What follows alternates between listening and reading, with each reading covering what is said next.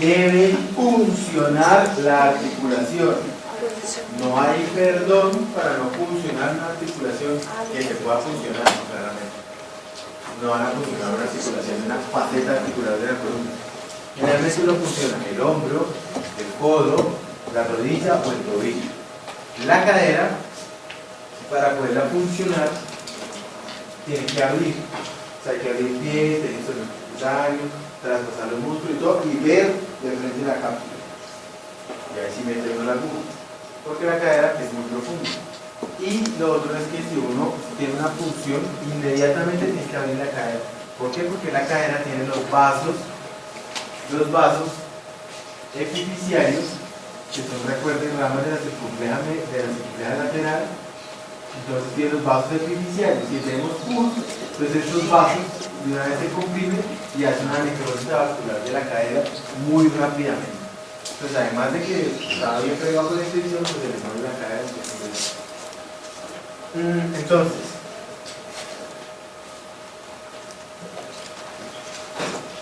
le damos un voto a la luz, por favor.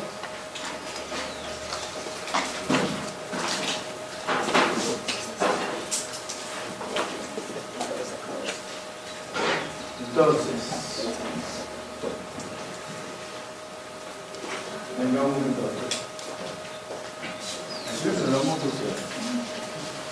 El hombro se puede funcionar por dos vías, la vía anterior o la vía posterior. Estos son los mismos portales artroscópicos.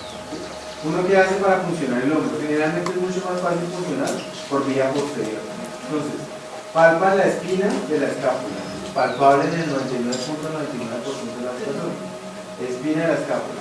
¿Dónde termina la escápula? En la punta del hombro, que se llama el acromio, que es también presente en todas las personas en general. Entonces, en la parte posterior del hombro, a nivel de la altura de la articulación acromio-clavicular, por debajo de la espina de la escápula, ahí introducen su aguja y la dirigen hacia el centro del hombro. Funciona. Ahí encuentran la articulación. Si les da miedo o se les olvidó, entonces vienen por la parte anterior. La parte anterior, aquí ustedes palpan una estructura infrecuente de la economía que se llama la apófisis coracoides. Entonces, la apófisis coracoides, lateral a la apófisis coracoides, por debajo del acromio, ahí palpan y encuentran el hombro. ¿Listo? Estas son las dos vías de abordaje. El codo. Entonces, el codo. El codo tiene la punta del codo, que es el olecranon, ¿cierto? Epicóndilo medial o epitropia, epicóndilo lateral. El codo normalmente forma un triángulo, que es el triángulo de Neda, ¿cierto? Entonces, si uno tiene una efusión dentro del codo, hay que aprender a diferenciar, por favor, una cosa muy importante, que son las bursitis infectadas de una artritis séptica. El paciente con artritis séptica, pus dentro de la articulación, no mueve. No mueve ni deja mover, no lo puede hacer, le duele mucho. Las bursitis mueven, el paciente puede mover. Generalmente las bursitis tienen un punto de entrada. Uno ve el típico barro de una lesión purulenta en relación a la bursitis. Entonces, una bursitis infectada no la pueden funcionar, porque la infección está generalmente diseminada en todo el tejido cutáneo. Si ustedes funcionan, pues meten la infección a las circulaciones. Ahora, si tenemos ya sospecha de una infección dentro del codo, entonces palpan el olecranon, palpan la punta del hombro y proximal al olecranon, dirigido 45 grados entre la punta hacia si no pueden, o si no encuentran el olecranon, está muy hematizado o lo que sea, entonces palpan el epicóndilo lateral. Distal al epicóndilo lateral, ustedes acá tienen el espacio entre el húmero y la cúpula radial, la cabeza del radio, y ahí también pueden funcionar. No vayan a funcionar por la vía medial de por Dios, porque se lleva una estructura súper infrecuente que se llama nervio medial.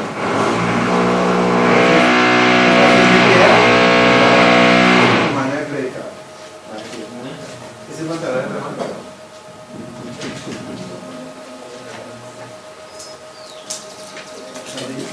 No, huevón. La cadera.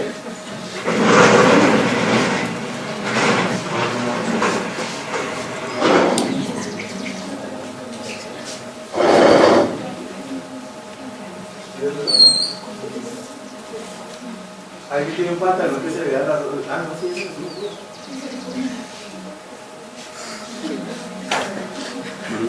Valga la cuña para aclarar que los pantalones intubados, aunque están de moda, son los que más predisponen a evidenciar las deformidades de los miembros inferiores. Antes que usaban pantalones anchos, por lo menos no tenía sorpresas, pero ahora ya saben que está con quién están las luces. ¿Sí? Bueno, venga, suba la pierna hacia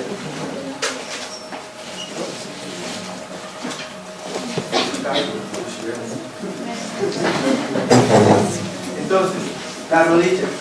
La rodilla es la estructura, como es de las que más se infectan, la más fácil de funcionar.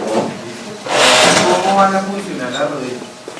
Entonces, ustedes van a palpar la rodilla. Ahí se palpa la rodilla.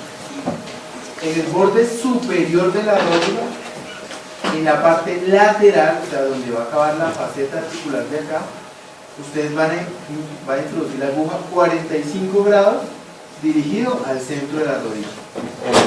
Bolo superior, borde lateral, introducen la aguja y aspiran. Una rodilla con efusión articular por pus, ustedes tienen que sacar el pus. O sea, si no lo sacan, en verdad, existe historia de la medicina.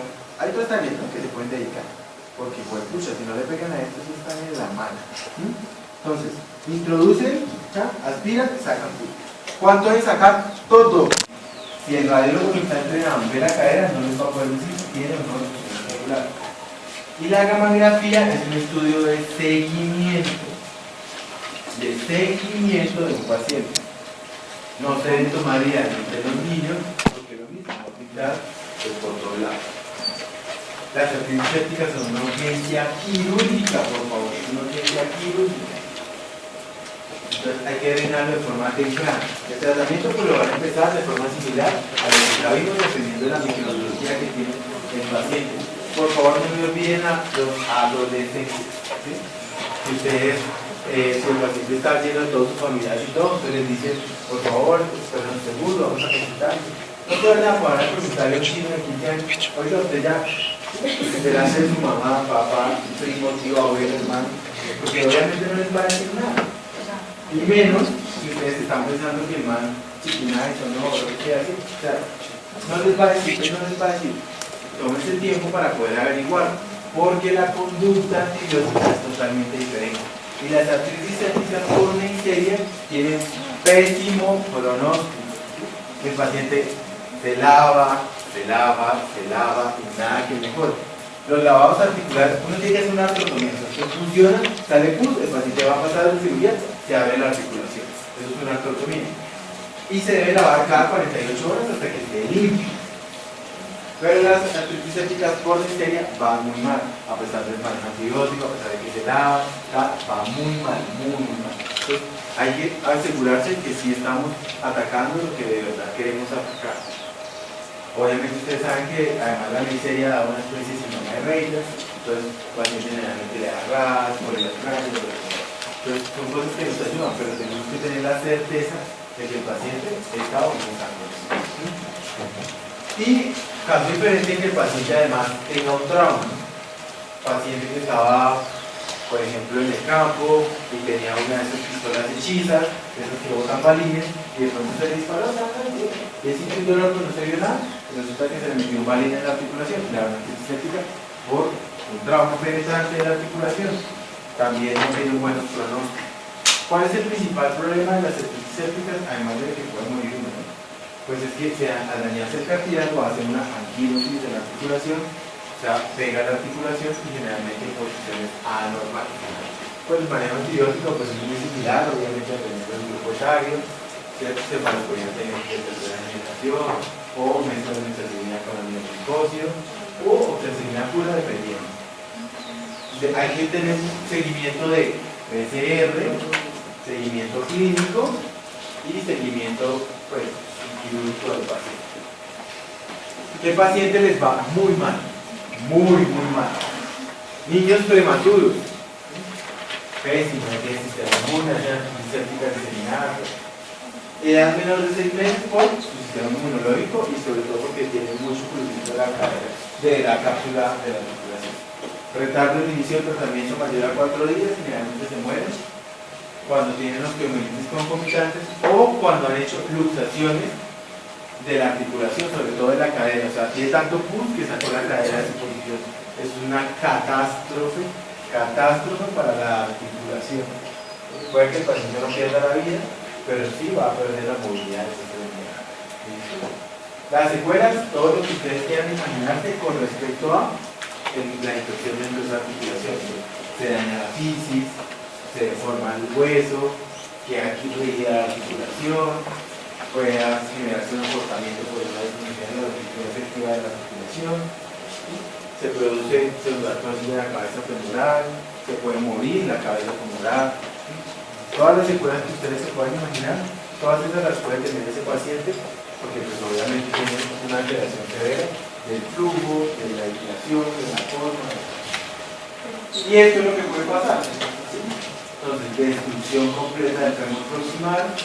Esto generalmente toca hacer una artrodesis quirúrgica, o sea, poner una placa o algo para fijar la articulación, porque esto ocasiona obviamente mucho dolor y el paciente tendrá que problema.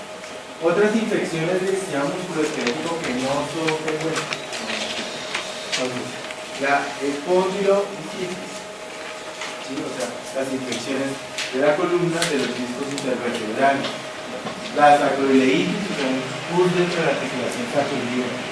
Las miositis, entendidas como abscesos dentro del músculo. Recuerden que miositis es un término muy amplio. Son desde problemas inflamatorios crónicos hasta presencia de abscesos. Los miositis como abscesos dentro del músculo. Por favor, hasta que no se demuestre lo contrario, los niños no hacen celulitis en las extremidades. Una mancha roja, un eritema doloroso en una extremidad es una osteomielitis hasta que no se demuestre lo contrario. No es una celulitis, eso no lo piensen en los niños, por favor. ¿Sí? Así estés rotando, con el top de la pediatría, que es el de radio. Dicen que una celulitis es muy buena. Pero ustedes siempre piensen que es una osteomielitis. Entonces, eso por eso.